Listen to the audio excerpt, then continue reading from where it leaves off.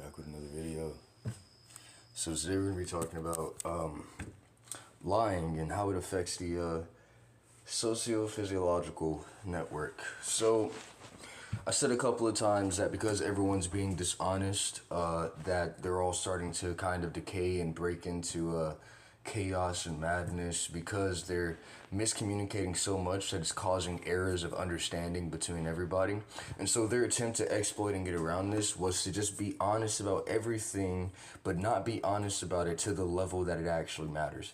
They're honest to this extent, but they don't make the final connection that is just being straightforward honest with me. They'll slant honest over here, they'll slant honest over here, but they'll do it in a way that I cannot directly address, which is where the honesty needs to be in order for things to be fixed here.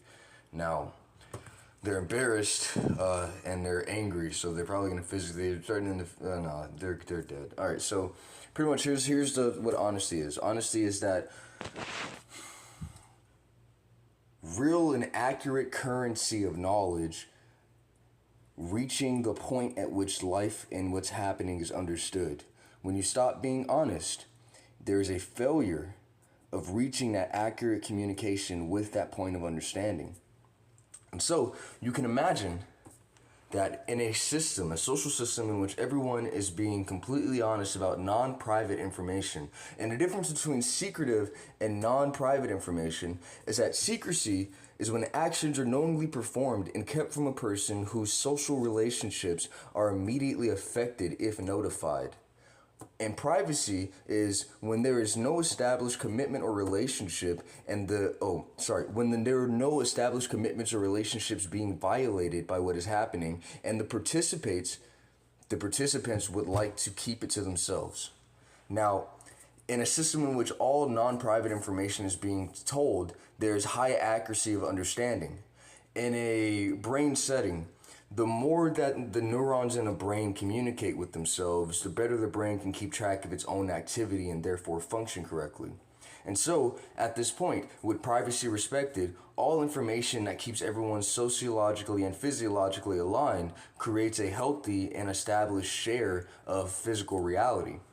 Now, when everyone starts lying, this occurs. The point is not met. And so there's a slant, a loss of information. People start to decay. People start to crouch. People start to lose their ability to navigate without bumping into each other. Now, this is essentially like if a brain was to stop communicating to itself about whether their hand was right here or right here, it would cause errors in your movement. You would miss some things when you reach to grab them. You would have a lot of inaccuracies. And understand that because we're close together, and because we are sharing brains, we're sort of like a sharing brain here, that even on the physiological level, which is physical control over my body, that two people in the same room, their brains are naturally keeping up with by communication of information through the neurons, whether my hand is here or not. Now, in real life, if we start lying too much, if we start being dishonest about too much, and we're not talking about not saying what's happening, we're talking about saying what's happening in a way that cuts off other parts of the brain, which is really what the violation is, then there's a likelihood that we'll start losing this tight physiological communication and people's hands will actually start bumping into each other because they're not measuring accurately anymore to that extent. Now, all that being said, this is kind of where you guys are right now. This is why you keep fighting. This is why you're at conflict. This is why there's so much secrecy. And this is why there's so much chaos. So, the more aware of non-private info, the less likely there is for social conflicts to occur because the more you can map out what's happening, the best response for navigation you can take. The less physiological communication, the more likely for socio-physical collision. Now, all of that being said, I'd like to move on to an important step of this discussion. My eyes are closed right now. I'm checking something. Okay. So, I've already described the social structure from international all the way down to kids. So, kids at their level, because of their close proximity, they have a peer channel that's caused by an immediate physiological share. in many categories. That's age, responsibility, level of knowledge, perspective, access to life. It creates a natural share of a community that they a channel that they keep to themselves, and that is what passes on to become the natural structure over time. Now, with that channel asserted, there are two categories of the channel that are occurring. So there's the open communication, which is the communication that's occurring at level of basic orientation. The basic oriental comms. What the fuck? The basic orientation comms. Okay, that's fucking retarded. You guys keep trying to cause mistakes here, but these aren't going to help you. And then there is the privacy comms, which is just where passive communication occurs. This is the communication that is taken away from the larger structure to be worked out within the specific peer channel. Now, within the peer channel, like with every generation, like with every group of people, there is a discussion about what life is. And often, the most logical argument continues going while the arguments that were made in an attempt to control or claim life was something that immediately benefited one or a few groups of people end up dead-ended. Now, as I was saying before, at the point at which they're cut off by a more logical argument, desperation occurs, which leads to physical and sexual challenge. This is, I still think I'm right, we need to fight. Or, but you ain't gonna do nothing about it, bitch ass nigga. I mean, that's really how that is. That's the whole brunt of the sexual challenge. Is you ain't gonna do nothing about it, bitch ass nigga. So, all that being said, there are two categories of the sexual challenge here. The physical challenge is always the same. Females won't take a physical challenge, and if they do, they'll use like their fucking dad. Like they'll lie to their dad and set you up to get jumped or something. But the males, they'll try to establish that whoever wins the fight is right. And what this does, it'll detach us from logical congruence, logical currency, which will completely devastate the society over time. This right here is likely why I've survived despite how many times you guys have tried to kill me. So there are two genders here. I don't fucking care about gender. Shut the fuck up. I don't care. Shut the fuck up. So there are two categories here of sexual challenge. Just basic expectations you can have. So males will often challenge you by pursuing your partner, and if your partner is likely under the same construence and physically cut off by the logic that they don't want to accept, they'll likely accept the challenger's advance, and it's supposed to humiliate you and also establish that them having sex or whatever means that they were right and you were wrong or something. It's silly, but understand that in these cases, it's not about whether or not you're right. The sexual challenger is the one who's in the wrong. The one who's sexually challenging has been dead-ended and does not have confidence in their ability to win the argument logically, and so is construing to sexual challenge to try and create a point of physical occurrence that it can no longer matter what was happening before, where they can say they just won what mattered, and that means that they were right. And that's the same thing as a physical fight.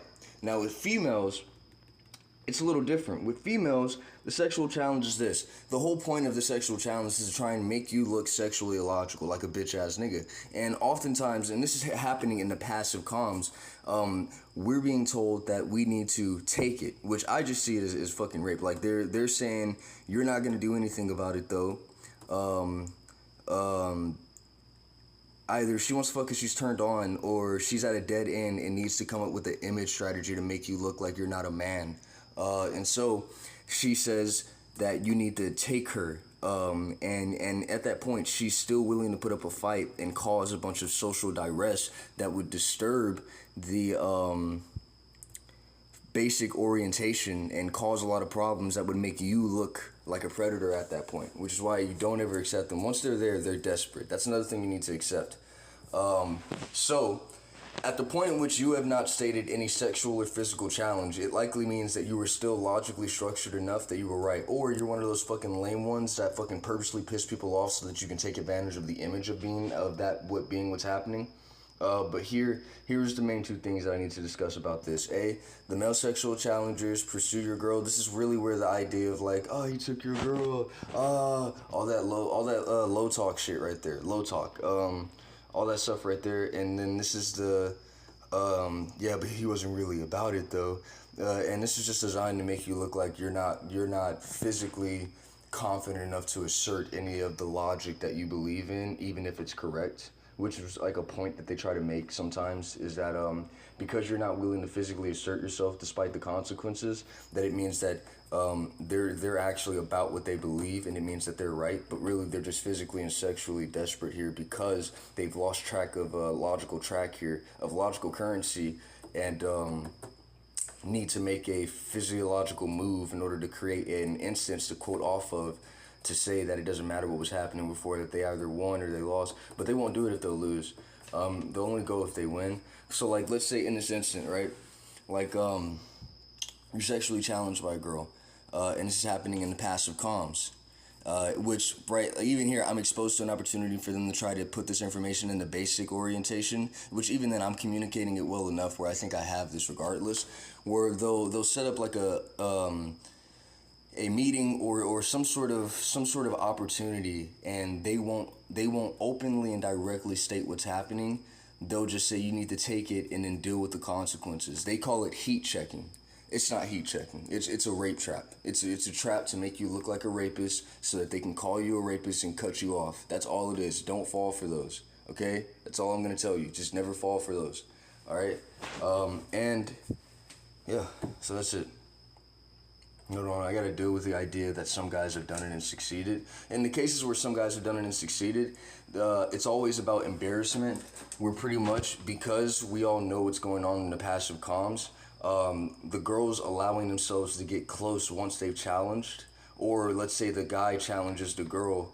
The girls, like, here's something that needs to be noted here. Now, there's those innocent and cute girls, right, that aren't fucking like constantly being aggressive and state and inciting physical challenge or whatever. And those girls need to take this shit seriously. If you're ever at a point in which a guy is saying that he's gonna do something, and you think it's cute, you think that it's funny, or you think that he won't actually do it, at this point, because of how the passive comms work, understand that you need to understand that at passive comms, there's a real rule about snitching. There's a real rule about snitching. And at that point, because you want to survive socially and because you want to keep track of your social relationships and not get isolated, if you accept these challenges, especially if they think that they're right, especially if at this point, if you're at this point and they're at this point, and you're like, they're not actually going to do that though, this isn't real, that's not how things work, you need to understand that they're desperate. Don't allow them to get close, because at that point, what'll be said by everybody who agrees with this is, nah, bitch, you thought we was playing. You let them get too close. You knew what this was. You need to pay attention to this. You need to take these serious. I'm not playing with you. These are real desperations that are happening. And so it's often stuff like this where the strategy here would be a girl that doesn't take this seriously because let's say you're young and you're like, that's not how life works though. Like, just because you did that doesn't mean that you're right. But you think that they don't, you think that they're fucking, you think that they're not, you think that they're not, you think they're playing. Like, you think that they're not really gonna fucking try and make this what life is. What it does is it makes you look like a slut pretty much. Like, the image is, you let this happen to you. That's the image that we're gonna constantly spam into basic orientation every time you question us now. That's what they'll do. That's what they'll do there. And this is like jizz cucking. This is bunny racing. This is all the things that you would think have nothing to do with being right or wrong, that if you don't take these serious, if you're not paying attention to passive comms, this shit will actually happen. And in a lot of cases, because you're surrounded by people that are physically construed, you'll be forced to go with it. Which is the same thing that happens with sexual challenges for males. It's like, usually whenever you're playing around and you think you have it, and you're like, he won't actually do it and that stuff, and you let them get along with your girl or some shit like that, and it actually happens, you don't want to have your reputation ruined, so you keep it to yourself and it stays in the passive comms. So yeah, that's pretty much where I'm finishing all of my fucking research.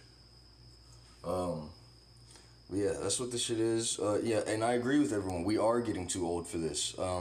But the whole point here is to try and get me as involved as possible so that I can't claim that I wasn't participating.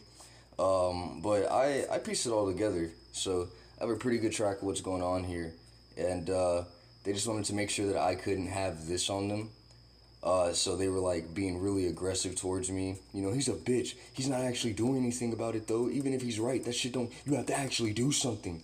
All that shit. And because passive comms, you can't snitch, or else you get even more isolated and challenged. All that stuff kind of has you trapped. So at this point, I would say I completely just fucking dominated my peer group and the rest of existence. And I wasn't even trying to. I was not trying to. I just stayed here. That's really all I did. So